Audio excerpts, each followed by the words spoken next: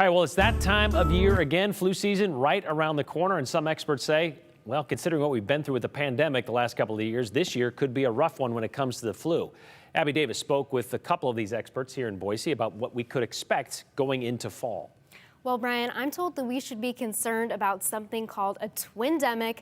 And for you watching at home, it means essentially what I'm guessing you think it means, which means rising cases in both flu and COVID-19. And one epidemiologist says getting vaccinated early against both viruses is the key to staying healthy. Trying to predict infectious disease is a bit like trying to predict the weather. But Central District Health epidemiologist Sarah Wright says there is one fairly good indicator: Australia. When we look at flu predictions, we look to the southern hemisphere because their seasons are the opposite of ours. Wright says Australia just experienced its worst flu season in the past 5 years.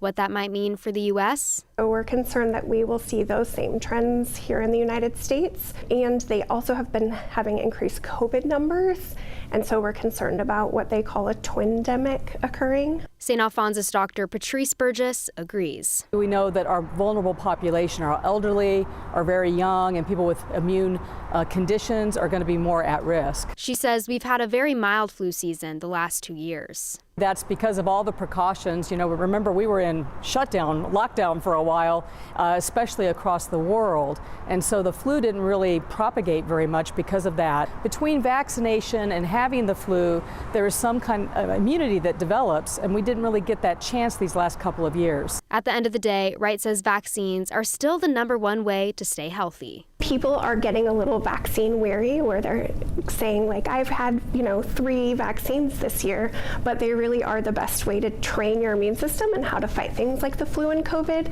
So getting 1 or 2 more pokes is much better than getting the flu and COVID at the same time.